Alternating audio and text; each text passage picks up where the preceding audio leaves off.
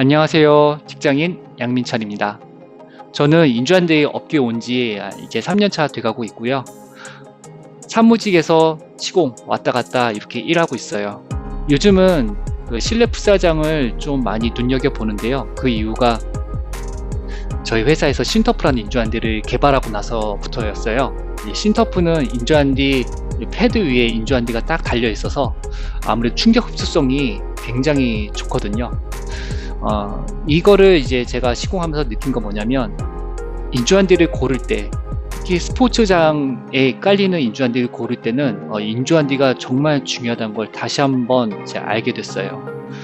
이제 오늘은 그 실내 풋사장에 들어갈 인조한대에 대해서 한번 말을 나눠볼게요. 제가 입사 초기에는 실내 풋사장에 보통 이런 35mm 이중지 인조한대를 깔고 있었어요. 이거는 되게 보편적인 인조잔디인데요. 우충진으로 들어가는 인조잔디 자체가 이중직이 아니면 이 인조잔디 자체가 쓰지 않기 때문에 꼭 이중직으로 들어가게 돼요. 그런데 문제는 뭐냐면 35mm 이중직, 일반 이중직 인조잔디 같은 경우는 하자가 좀 잘 나는 편이었어요. 그 이유가 이게 스터드가 안으로 들어가면 파고 들어가면서 운동을 하다 보니까 이게 뽑히고 얼마 안 있어 망가지거든요. 이거를 좀 더 개선하는 방법이 딱 하나 있는데, 뭐냐면 원사 밀도를 굉장히 많이 높이는 거였거든요. 그런 제품도 있습니다.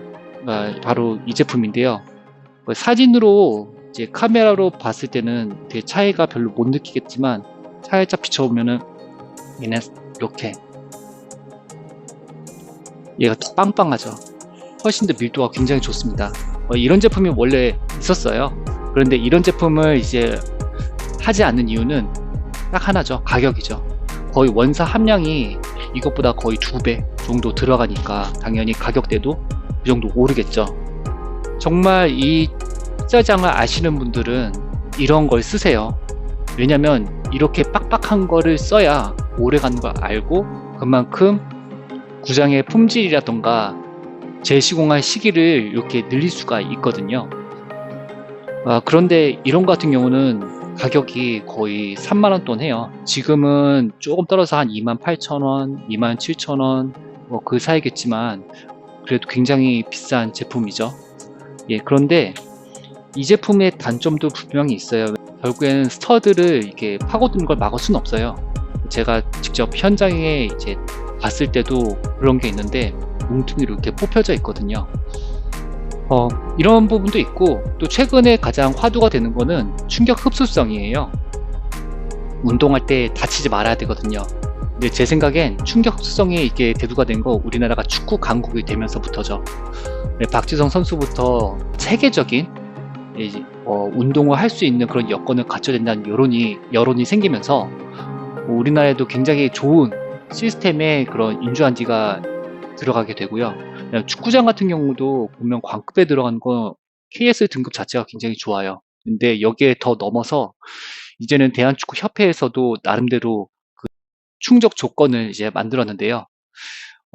그게 피파 거의 기준이랑 거의 비슷해요. 그러니까 충격 흡수성이 한 대략 60%로 이제 뛰어 올랐어요. 그런데 인조한대에 규사와 충진제를 깔아도 충격 흡수성이 그렇게 나오기가 좀 어려워요. 그래서 요즘은 인조한대 아래에 충격 흡수 패드가 들어가거든요. 근데 그 패드 비용도 만만치가 않아요. 인조한대와 가격이 거의 같던가 아니면 더 높은 거죠. 그만큼 우리나라에서도 이제 선수들의 몸을 보호하는 그런 구장을 원하게 되는 거예요. 당연히 일반인들도 그렇죠. 사급 시장에서도 충격 흡수 패드가 이제 들어가게 되는 건데요. 그렇게 될 때 가격이 거의 배로 뛰기 때문에 이게 시공이 만만치 않아요. 이런 점 때문에 신터프를 개발하게 됐고, 이제 신터프 같은 경우는 이런 건데요. 그냥 이렇게 봐서는 모르실 거예요. 이게 더 많아 보이는데 이제 옆면을 보면 다르죠. 이쪽에 인조한디가 빡빡하게 박혀 있는데, 이게 말이 인조한디지 이게 충격 흡수 패드거든요. 인조잔디로 만든 충격 흡수 패드. 이렇게 만든 이유는 뭐냐면, 충격 흡수 패드를 깔고 인조잔디를 이거 위에 올리면 이게 밀려요. 이런 식으로. 물론 안 밀리게 하기 위해서 충격 흡수 패드 위에 본드를 바르고 이거를 붙이기도 하는데요. 그래도 이게 밀림 현상도 있고 충격 흡수 패드가 온도에 따라서 추측과 팽창을 반복하기 때문에 우글추글하게 되고요.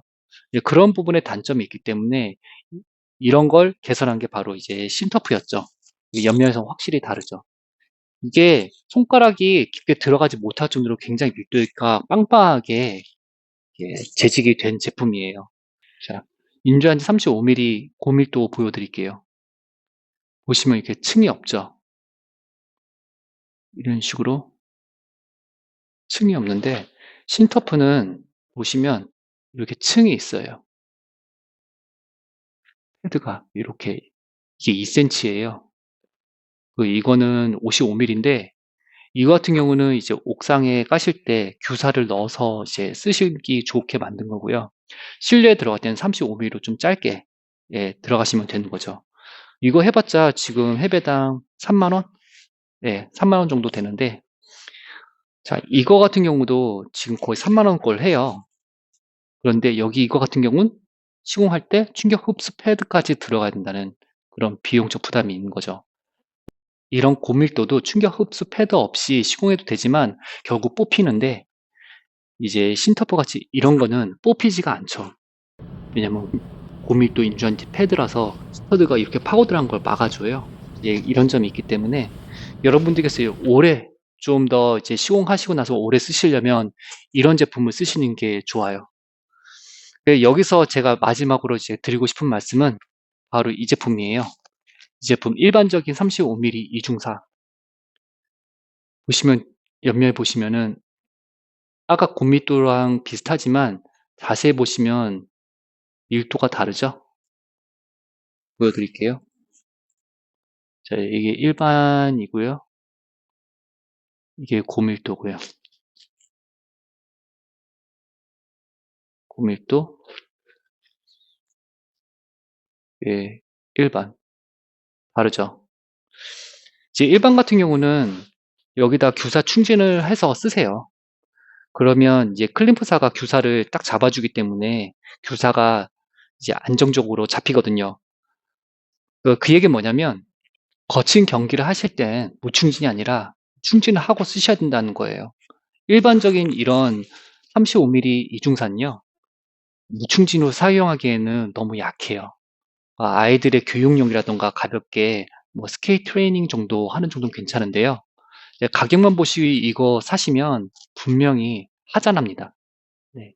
이런 케이스를 되게 많이 봤기 때문에 사후 관리가 좀 더 수월하게 되려면 이런 고밀도라던가 아니면 초고밀도 충격 흡수 패드와 일체형의 이런 신터프 제품을 쓰시는 걸 권해드려요.